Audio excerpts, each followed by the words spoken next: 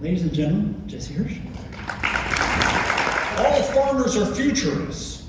Because if you don't think of the future as a farmer, you're not going to be a very successful farmer, whether anticipating your crops, your livestock. But to Renee's tease, I also quickly realized that every single farmer is a hacker. Because when that tractor breaks down, when any system breaks down, you're not going to wait for a clean fix. You're going to fix it by any means necessary. So my remarks today are not just those of a futurist, it's those of a hacker who believes that technology needs to be understood, needs to be taken apart, put together, so that we can best understand how that technology can serve us instead of us serving the technology. Now, part of the reason we have gathered here today is we acknowledge that the future is almost certainly going to be radically different than the present. Historically, this is actually a novel phenomenon. Most human institutions have existed to make sure that the future was exactly identical to the present. That was ultimately the power of the Catholic Church for centuries. Right? To make sure that nothing changes, that it remains the same, that it is predictable. Versus, I can tell you right now, the only constant that we will deal with in our life is change. Everything is now a variable. If you don't recognize that everything is a variable, you're going to have a very difficult life. I just had a very heated argument with my 25-year-old when I tried to explain to him he was variable. Everything he wanted was variable. If he didn't embrace the idea that life was about change, he was not going to enjoy it very much. So thankfully, that's why we're all here today. Because we want to make the change. We don't want the change to happen to us. We want to be the ones making that change. That's partly why I became a farmer.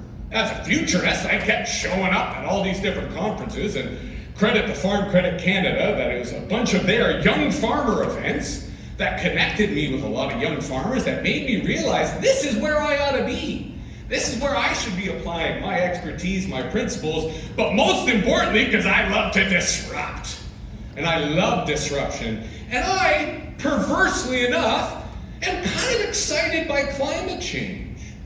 The idea that the heat, the water, the wind, the earth is all going to become volatile and unpredictable, that sounds like an interesting challenge.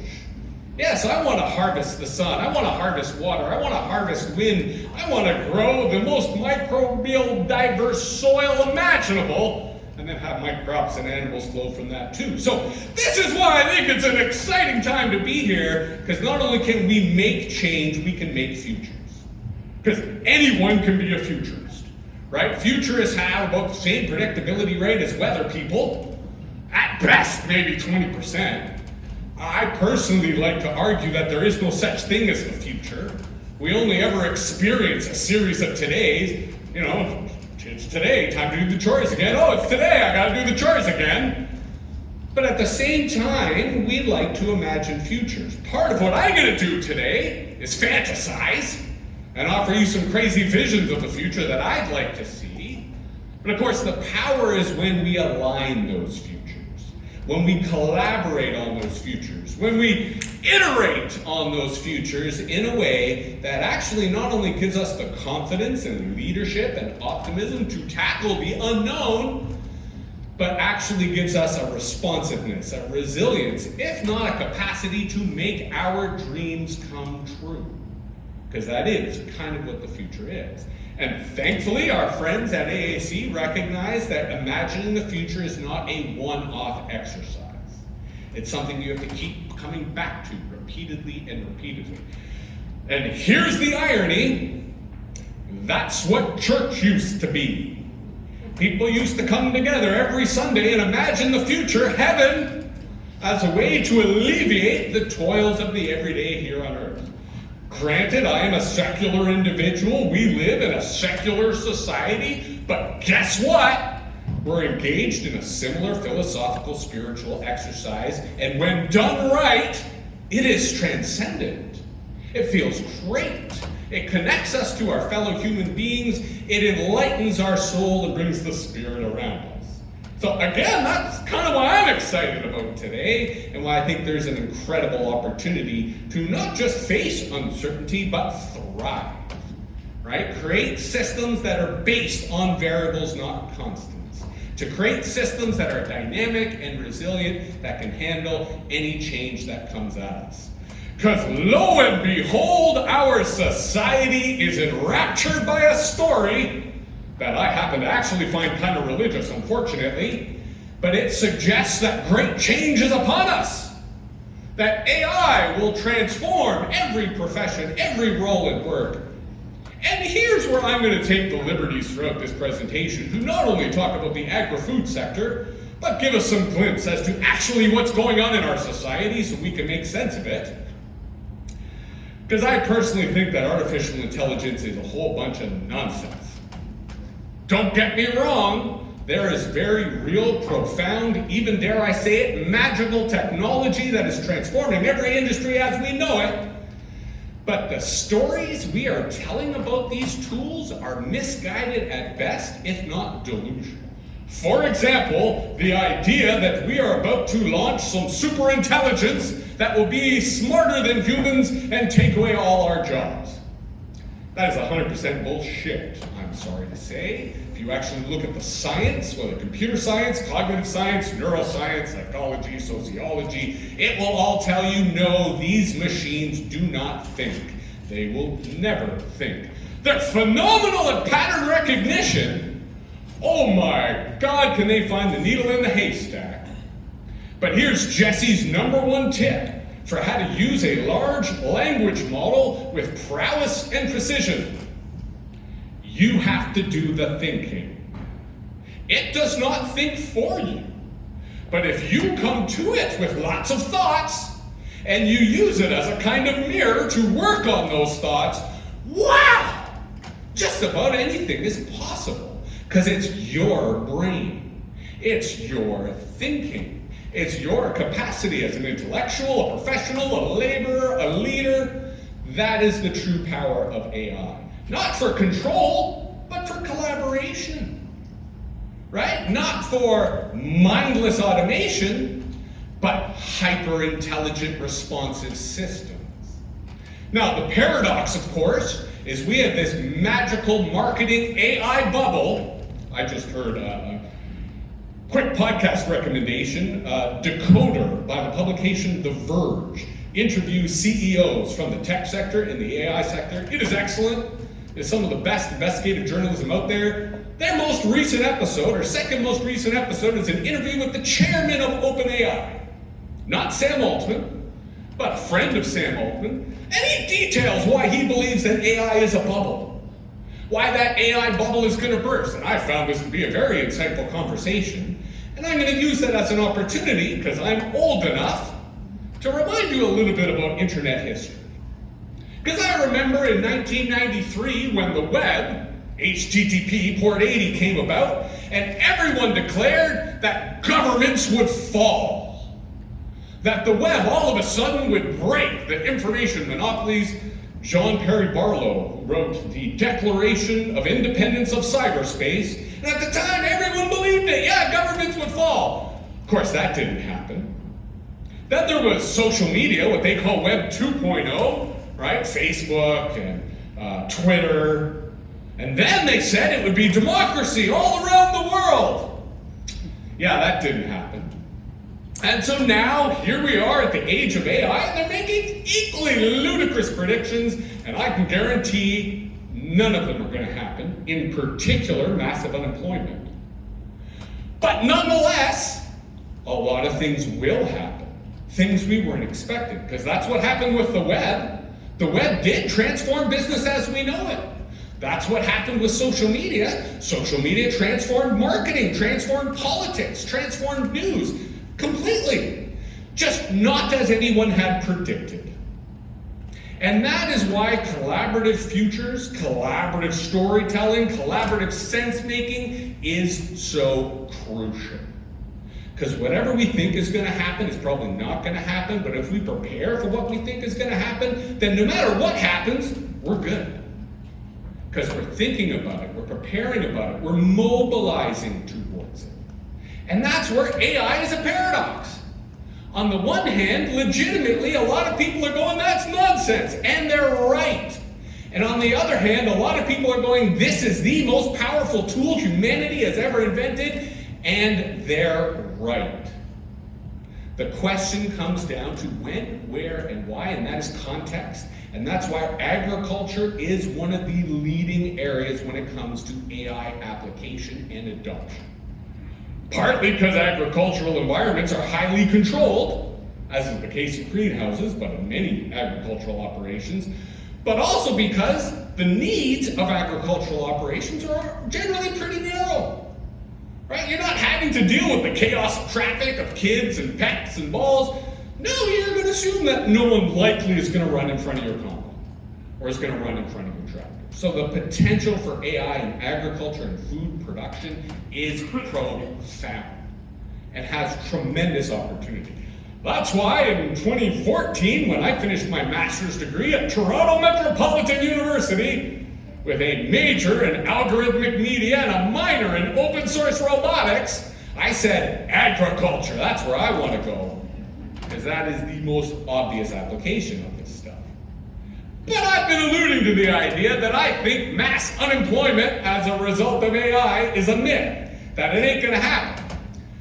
Unfortunately, the nature of collaborative futures is if everyone believes it's gonna happen, they're gonna start laying people off before they realize maybe that wasn't such a good idea. We might be in the midst of that little self-fulfilling prophecy. But what if I told you that work generally sucks? And it doesn't have to. What if I told you that with my degree in AI, well, I could go and make a lot of money just about anywhere in the world? In fact, as an aside, in 2013, I hosted the first Toronto Bitcoin Summit, and I charged people 1 Bitcoin to come to my event and teach me about Bitcoin. I ended that event with 50 Bitcoin that I spent in the next 6 to 12 months. So there's lots of reasons that I could have followed the technology path, but I chose agriculture because if I'm going to experience a tyranny of today's, I want that to be a learning curve that not only improves my health, not only supplies me with food, but allows my brain to be constantly growing. So I actually think when we talk about the role of technology in agriculture, we can also talk about reversing the quote-unquote brain drain that went from rural communities to urban.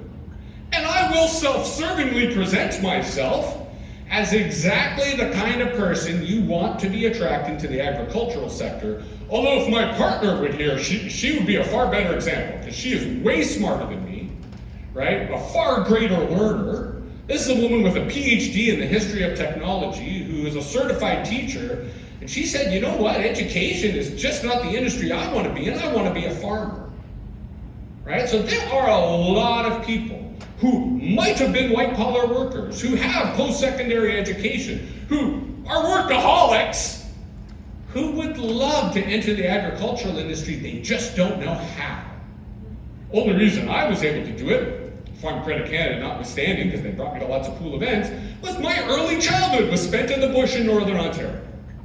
So I already had connections to rural communities, there wasn't a gap, I realized how much fun it is. I am now a preacher to urban communities as to why the future is rural and why agriculture is the place to be. Unfortunately, I am a weirdo in a chorus of people trying to say the future is urban. I wish I had more people adding to this. But this is something I would love to see y'all explore when you talk about the future of labor. That you recognize that these AI-driven smart farms, they're going to require people with a combination of skills. A combination of skills that includes things like data literacy, includes things like basic software skills, right? Includes things like being able to assess which infrastructure, which technology, which platforms work with their operations. Or if we are to imagine a heavily concentrated agricultural sector, they're able to confer with their higher-ups in a way that allow these systems to be adopted. So I don't actually think that the current projections of labor in agriculture are accurate or reflect our needs, and because I don't think we have enough people participating in that conversation who recognize there's a lot of people living in the city who want out. They don't know how to get out. They don't have the capital to get out. But oh boy, would they love to be engaged in farming, whether traditional or some of the emerging forms. But let's take a moment to talk about open source. Because I am the kind of weirdo who loves to learn. That's why I'm a farmer. I've been studying agricultural robotics now for about 3-4 years. But I've also been a proponent of open source software for 25 years. Anyone who remembers Slashdot.org, I had authorship credit in /code, the software that ran Slashdot.org. Now, I'm not actually that good a programmer. I haven't done much over the last 10 years. But that's something that large language models do really well. So I decided last winter I wanted to build my own farm robot. I wanted this robot to have AI capabilities. I wanted it to be a learning project for me, not only because I'm never going to be able to afford the kind of farm robotics that are out in the marketplace, but also because I feel that if I build it open source, I can cater it to the needs of my agricultural operation, and from that learn some really valuable skills. Of course, first I had to teach myself electricity, which because my 1970 John Deere tractor had a nest of rats in it, I had to learn that wiring to get the tractor back online. Then, of course, I had to learn welding, because I needed to learn how to deal with metal in terms of building the robot. And guess who helped me with both of those subjects? Oh yeah, my friend ChatGPT, or Claude, or Gemini. And granted, it doesn't understand what it's telling me, so it gave me a lot of bad advice. But mistakes are part of the learning process. And it was a great way to be able to ask dumb questions about welding without someone calling me an idiot or, telling me I was messing it up. And I did think, as an aside, that there's no way I would have been able to learn welding in the city because there would have been someone looking at me going, "You're about to blow this place up." But because I'm doing it on my own, I can make those mistakes. I'm actually a pretty decent welder now. Then, of course, I get the Raspberry Pi, I get the camera, I order the motors off of Amazon. There's already an open source kit for different types of agricultural robots. There's open source software for mowing robots. So I now have a reasonably functional farm robot. It's my first. This is the AI-generated image. My welding is so ugly, there's no way I'm gonna show a photo of it here in front of people who probably know how to weld. But it functions, it works. It currently operates via remote control because I'm in the data collection phase where I'm teaching it about my pastures, I'm teaching it about my lands, I'm learning how to recognize the goats or horses that it's moving amongst, right? I'm then going to start adding AI capability, I'm then going to start adding attachments. And so far, the overall cost of this is about $2,000, most of which went to Princess Auto. The other side basically has gone to Amazon. But it really wasn't that difficult for me to do. And you don't need every farmer doing this. You just need a Jesse in every community who helps people figure out. They already know how to weld. They probably know basic electrical. The software is actually pretty easy. And if it's open source, the whole community can be adding and modifying. What if we scaled this up across the province? What if we had a warehouse where we connected with factories in China, got those electric motors, got those controllers, got a whole bunch of Raspberry Pi, some Arduino boards, had it so it was available, maybe even subsidized, so it was really cheap for people to get hands on this technology. Then there's a video of Jesse showing how he did it, or maybe even better, our friends at the University of Guelph do their own prototype, make it available open source. Boom, all of a sudden the cost of robotics goes low. And because I built the robot, I understand how it works. I understand how the software interacts. So I mostly built this first robot for pasture management, for harrowing, for dealing, mowing with certain weeds. But my partner, she's already starting to expand our crops, and we've kind of got custom rows. So next year, I'm going to build her a robot custom made for her rows. And I will use an imaging application and start attempting to do weed detection. Maybe put a little blade on it so it cuts the weeds. This isn't rocket science. This is really straightforward. This is a whole lot easier than fixing your tractor. It's a whole lot easier than keeping an old hay baler operation, right? It just fundamentally requires literacy, right? It's because I understand how open source software works. It's because I understand how to go on GitHub and compare different projects. I can't understand the code, but I understand the culture. The same way that I have been studying food culture, because before I got into farming, I had a rather foolish idea of opening a restaurant. Thank God I didn't do that. But fundamentally, this notion of literacy is what makes a successful agricultural operation a successful food operation from an unsuccessful one. But literacy is also what changes the sector, and literacy is what impacts the consumer, right? Disinformation is a huge factor when it comes to agri-food. I was invited actually to an invite-only event at Massey College in the summer on disinformation. And they invited me because of my political work and my hacking stuff. But I was there talking about food. And I was going over and over. We have to be looking at what disinformation is happening to food. Because you better believe that if you were a hostile foreign country who had a specialized expertise in social media manipulation, the first thing you're going to do is go after your adversary's food supply. And the best way to do that is to attack trust, right? Is to attack perception, is to pit people eating the food against the people producing the food. So I think literacy is at the heart of what we're doing today as futurists, right? As people who want to create a resilient, vibrant, growing system. And literacy is something we kind of take for granted. Because if you have a high level of literacy, you often make the mistake of thinking that people see what you see. When I think most of us here in the room can recognize that we have a level of agricultural literacy, of maybe food literacy, of even rural literacy, that the vast majority of Canadians do not, at our peril, right? The less they understand us, the less we are a priority in policy circles. The less they understand us, the more they resent whatever funding, whatever supports, whatever programs we need. So literacy is fundamentally the difference between the optimistic future, the status quo future, and the pessimistic future. And literacy is the kind of each one teach one education we all have to be doing as organizations, as professionals, as family members. Because RFK Jr. is in a position of power, and my God, that guy's a monster. Right? An absolute monster when it comes to human health and disinformation, and he is in a position of state power. So the time is upon us, and I think literacy is a huge, huge opportunity. And TikTok proves it. Quick show of hands here. How many people like myself are addicted to TikTok? All right, some of you, I'm glad you are honest. If you are serious as a professional in the agri-food industry, and you are not using TikTok as a research platform, you're sleeping, you're behind.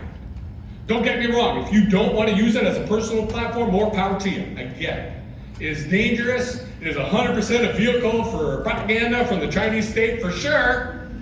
But their AI, their algorithm in terms of its ability to organize information and connect audiences is the best in the world by far.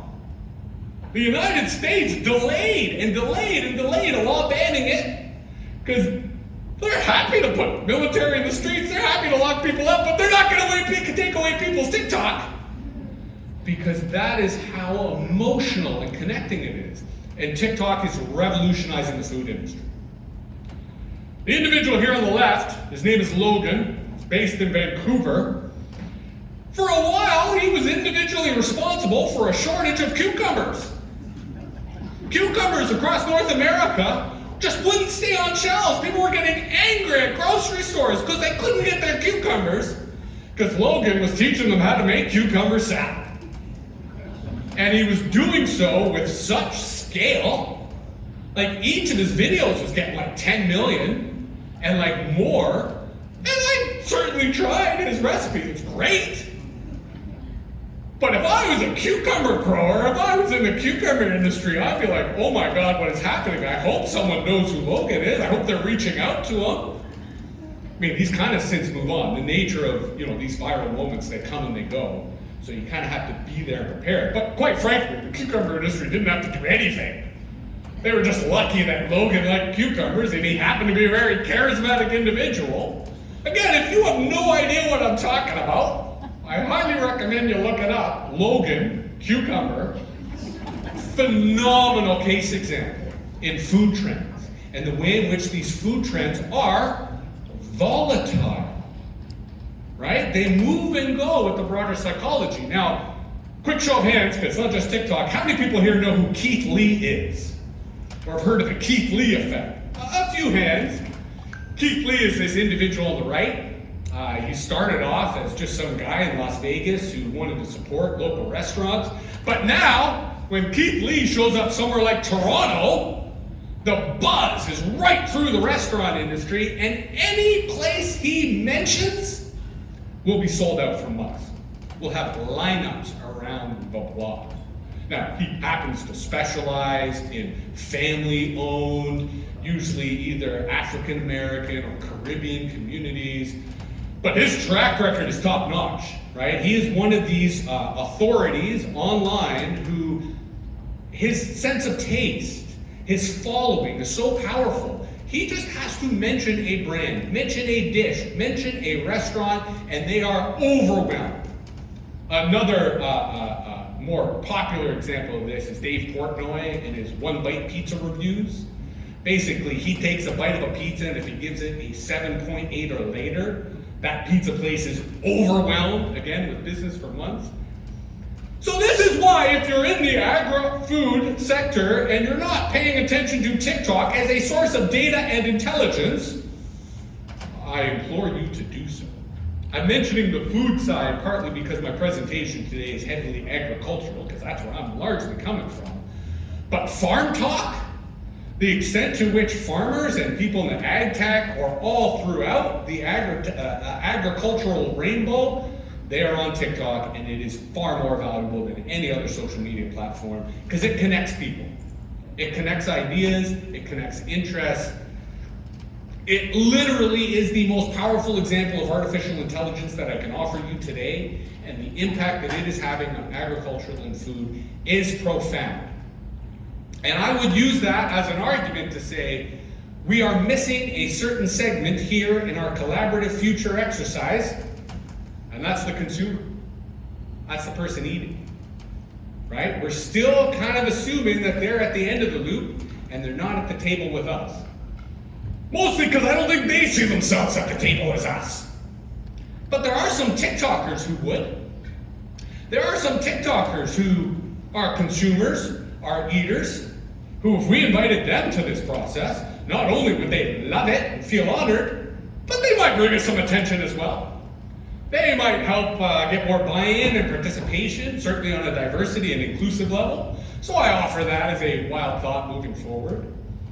But I do think we have to think about the on-ramps to our quote-unquote value chain.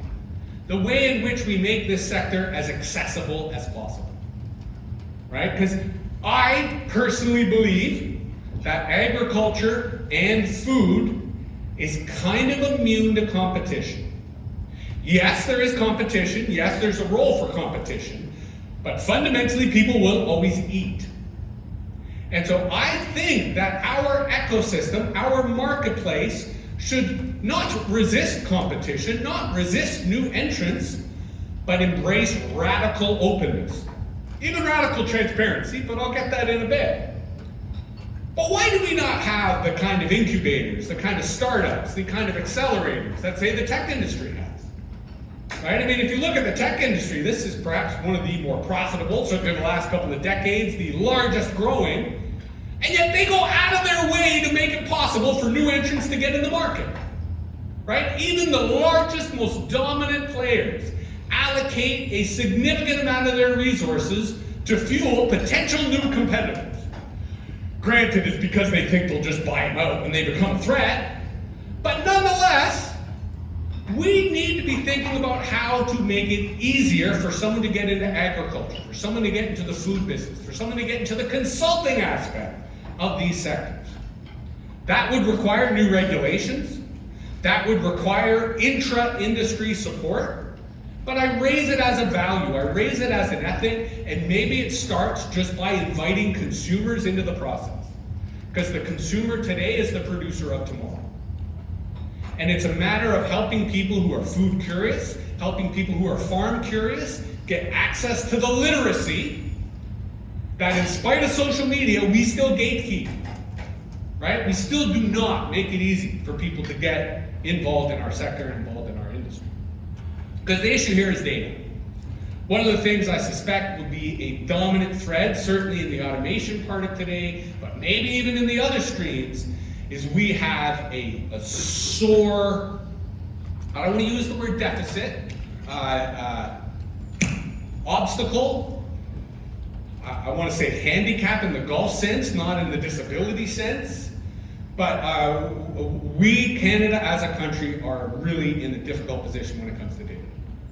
Just about every single other industrialized nation is generating, collecting, understanding, facilitating the literacy of data better than we are. First thing I did when I became a farmer 6 years ago was install cameras all across my operation so I could start collecting data in the form of video, knowing full well that I could analyze that video and use it for my own purposes, at the very least for pattern recognition. The other point of building my robot is I want to collect more finite data about my soil, about my pastures, about our gardens, our orchard. Data literacy is something our sector sorely lacks. And where the food aspect of this, they totally understand data, they sure don't want to share it. And unfortunately, we as a society are operating under this dangerous myth that data is valuable. And I'm here to tell you that data is not valuable, not at all. In fact, I think data is worthless. Attention is what's valuable. Attention is the scarce resource. The whole purpose that people use data is to get our attention. The whole reason we want agricultural data is to allocate attention, whether a robot's attention, whether a system's attention, whether a buyer's attention, whether a regulator's attention. We flipped it around. Data is something we should be sharing. Data is something that we should be making transparent. Data is something we should be collecting at all times. Not because it is valuable, but because it enables value. Because it allows us to do other things. And unfortunately, in our risk-averse culture, we are too obsessed with protecting data, with hoarding data, when we need to be sharing that data. And I suspect our academic colleagues here today will be reinforcing that argument. But I think those of us within industry need to be championing that argument. It's the idea that it raises all boats, that we will all benefit if we can understand our system. Because imagine this, crazy fantasy. Imagine there was a dashboard, food.ca. You go to that dashboard, anyone can go to that dashboard, and you get a real live picture, a digital twin, as it were, of our entire value chain, of the entire agricultural food system. Who would benefit from such radical transparency, from such a living system? Well, the primary beneficiaries would be the largest players, the people with the most resources, the people with the ability to engage that market at scale. But the other benefits would be the smallest players, right? The people who are happy to scavenge, the people who are happy to look for opportunities. You know, this is how I generally see the waste disposal business, including scrap metal recycling, and I'll get into that in a moment. But the opportunity here when it comes to data, when it comes to automation, when it comes to literacy, is profound. And we are penny wise, pound foolish, because we are thinking of data as some kind of asset when it is an innate. Right? The World Wide Web was revolutionary because it was wide across the world. Because anybody could set a website. Anyone could look at a website. So imagine the entire system was transparent. I think we would have not only thriving, profitable, prosperous, diverse systems, but the rest of the world will be coming to learn from us and eat our food. Now, granted, that's a pretty crazy concept, and I can elaborate on that concept in a moment, but that is the requirement for integrated systems, right? If we want to have greater efficiency, if we want to have greater resources, if we want to have greater cooperation and collaboration, we kind of have to be reading off the same page. Because that is the consequence of social media, is it got us all on our own page. Right? Before social media, maybe it was the Globe and Mail. Right? Maybe it was CBC, maybe it was the New York Times. We literally all read the same page. But I can tell you right now, for those of us who are on TikTok, we are on a completely different page than the rest of you. Those of you who are on Facebook, for example, and Facebook, of course, is where the Canadian agricultural ecosystem exists. Like if you want to buy used agricultural equipment, if you want to buy livestock, it's on Facebook. Boy, is that a problem with national sovereignty and national security. But nonetheless, that's the page you're on. So how do we get people on the same page? How do we get people being able to collaborate and even speak the same language? Now, Renee, personally, I don't believe there's such a thing as pronunciation. Like, language is a virus. And I think the more we speak en français, the more we use colloquial, the more we mispronounce words, the more human we are. I mean, how many of you look at an email and ask yourself, did AI write this? Or did the person sending me write this? I like to let the sender know because I do deliberate misspellings. I do all sorts of weird words, so they know they're really getting jested. But one of the things you're going to talk about today are integrated systems. And I will challenge that most of you actually have never experienced truly integrated systems. And we as a collective still can't fully conceive them. Because here's the other piece. Not only do I think consumers need to be at our table, but I think dissidents need to as well. And the reason I say this is the dissidents are empowered by very powerful technology.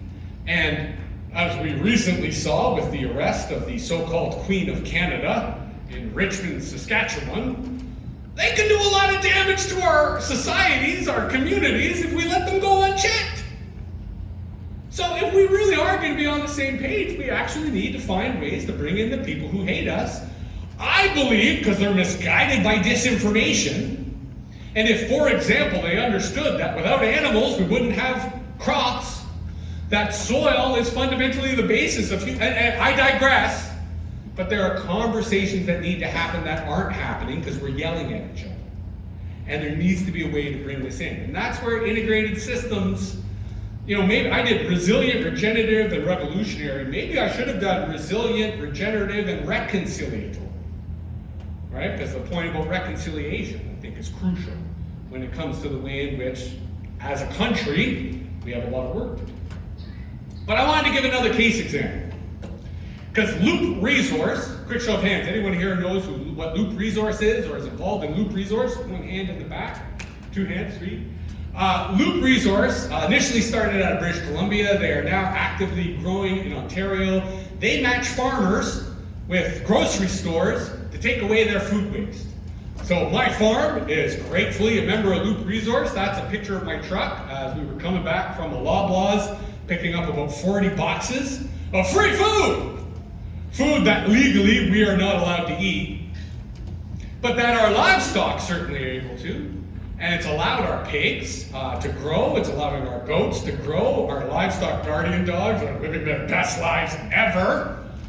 And Loop Resource, on the one hand, is a great initiative where it's literal waste diversion. And of course, I should say it is rather shocking how much a grocery store throws out on a daily basis. How much of it, in my view, is still totally edible. But to their defense, it's stuff that consumers aren't going to buy. Because consumers have a certain culture and literacy of the food that they get. Whereas me as a farmer, I'm like, yeah, no problem, we'll take that food. But I wish I could be going even more often in terms of getting all this free food. When I tell my friends about it, their mind is blown. But here's the flip side. I'm a researcher. I'm a food researcher. I'm a technology researcher. I was already scoping out all the Loblaw stores that I go to, memorizing the prices, memorizing the shelving, memorizing the marketing in-store. I'm on the autism spectrum. I got nothing better to do. Now I get to see what they throw out. So now I get to see how their pricing goes, now I get to see how their marketing goes, now I get to see how consumers react. And of course, Loop's angle in all this is data collection. They have each of us farmers recording data about all the waste that's being diverted. I'm sure Loblaws is also recording that data and getting that. So here we are, we're starting to close the loop, right? They've dramatically lowered my feed. They're enabling the growth of my livestock, literally and in numbers. And we are diverting a tremendous amount of waste from landfills. And we're reusing the cargo. We're even reusing the plastic in terms of our greenhouse and our nursery. So these are the types of opportunities that happen when you have integrated systems. And I do believe the only reason that Loop is able to be agreeable to some of these grocery providers is because they're providing data. Because this is fundamentally a data collection exercise above and beyond the environmental stuff. Now, I want to, as I close, use fermentation as a metaphor. Because a lot of the stuff I'm talking about today, like open source robotics, like fully transparent value chain, like complete and integrated systems, it is kind of science fiction. Granted, that's our job today. There's some maybe speculative fiction to imagine these worlds we desire and try to cultivate them. But this is where I think patience is an important midwife to foresight. That on the one hand, we are asking you to collaborate, we are asking you to participate, ideally in a long-term process. But at the same time, it's easy to get, like I am, excited, right? Impatient, eager for these types of things we have. So there's a value to fermenting. There's a value to waiting. There's a value to taking some of the food that's not looking so great and put it in a saltwater brine, and then a few weeks later, oh my God, does it taste fantastic. I mean, when I think about my current agricultural operations, I definitely don't want to be in the commodity business. We definitely want to process. I kind of think about fermented hot sauce. But if I were to be honest, my farm, fundamentally, is a knowledge farm. Right? The primary product of our agricultural operations is knowledge. Partly because I'm a voracious learner, partly because my partner is even a more voracious learner, but also because I think my skill, my prosperity as a farmer depends upon my ability to learn. And that's where I'm patient. Right? This is our 6th year, and we still have not generated sufficient revenue to be able to register with an agricultural organization here in Ontario. But here's my wish. Shouldn't what I'm doing right now count? Right? Like, am I not right now, as a farmer, I've harvested knowledge, I'm sharing with you that bounty, and maybe a handful of you are going to find value in that bounty and put it to work. So why should this knowledge application that I'm engaging in not count as agricultural activity? How come the fee that I'm getting paid to present today cannot be reported so that I could join the Federation of Agriculture, for example? If we were to allow that, if we were to recognize the role of the intellectual, the role of the researcher, the role of the futurist within the framework of agriculture, that's when you start to see the demographics, the archetypes, the ideas, the future collaboration start to change. And we start to get different kinds of people engaged in the sector. And to me, that's the notion of both fermentation and microbial innovation, is our concepts of diversity are still not diverse enough. And we need to be including and fostering even greater people in our ecosystem, because that'll make us all healthier, stronger, and more capable. Because here's kind of what I want to end with. I think most people do not understand trust. And I think if you would ask most people who use the word trust, if you could say, well, define the word trust, they would struggle. I would argue that trust is a byproduct of vulnerability. That if you want to earn trust with someone, you must be vulnerable. Now, scholarly literature frames this as shared risk. That risk is the prerequisite to trust. And if we want to foster trust within the agri-food system, if we want to trust each other and increase collaboration, we need to embrace risk. We need to entertain risk. We need to embrace risk we need to share risk. That's part of what's done in sharing data. That's part of the value of transparency. That's why personally I think agro-tourism, which is already a booming aspect of Ontario's agri-food sector, is an area we could be doing even more. Because every time people come to my farm, we feed them fantastic food, give them a phenomenal experience with our animals, and we basically have a walk through our forest, allow them to see our technology. They leave with a huge literacy boost and a jar of pickles and hot sauce that allows them to feel connected with our operations, with our sector.